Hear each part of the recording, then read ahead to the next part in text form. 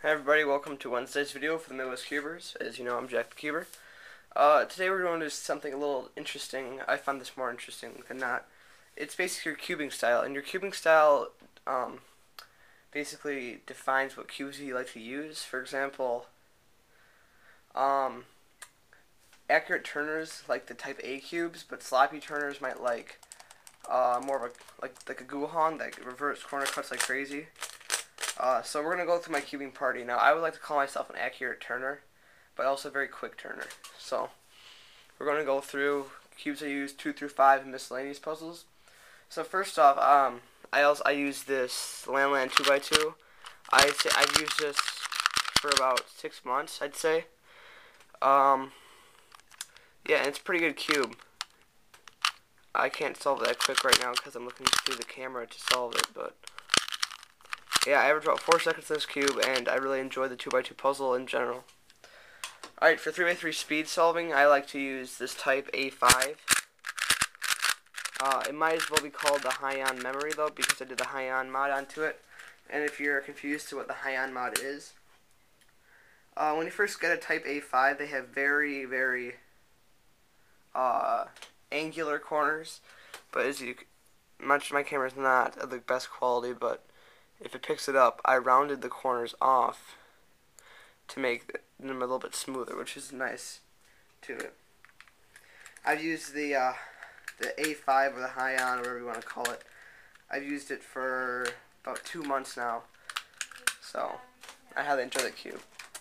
4x4, I've been using a mini QJ as of recently. I've used it for about 4 to 5 months, and I like this cube a lot too.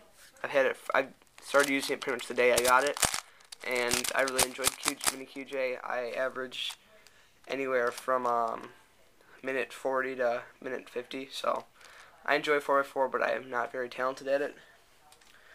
Alright, 5x5.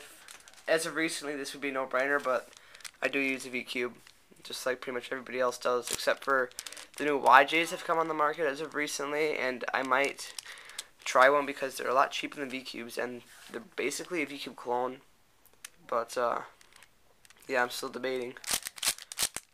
5x5, I average 3 minutes and 30 seconds to 4 minutes and 40 seconds or so. So I don't practice it that much, and I don't really care much for 5x5.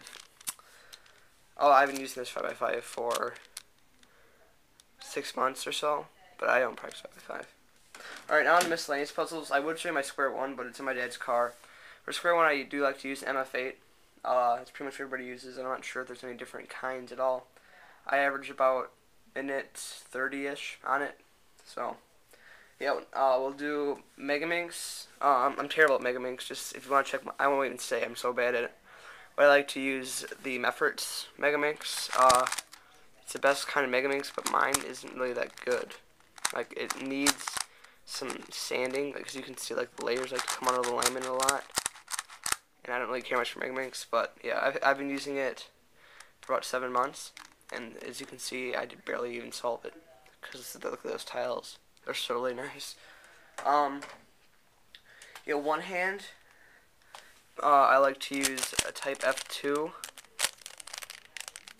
It's a good cube, except I can't one hand that well. I average about a minute 10 or so on one hand, but I failed really hard at the last competition I went to, so my average was like a minute 30. So yeah, one hand's pretty fun. I use an F2. I used an F2 for one hand for like 2 months. Before that, I never even did one hand, so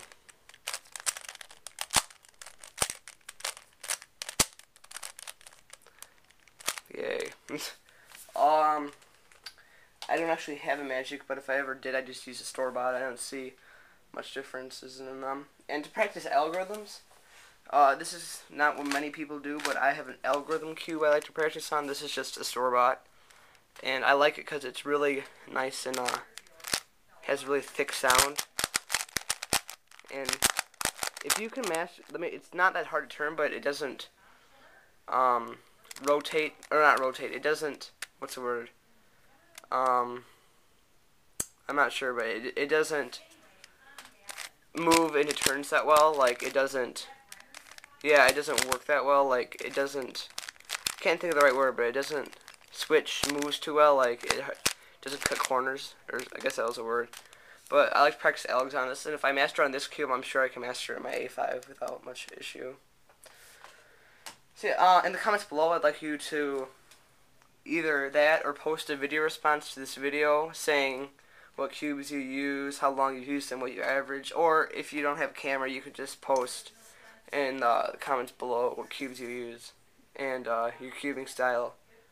I would call myself an accurate turner. You might be a sloppy turner or whatever. So post it in the video below, and I'll guys see you next week. Rubik's for sale is tomorrow.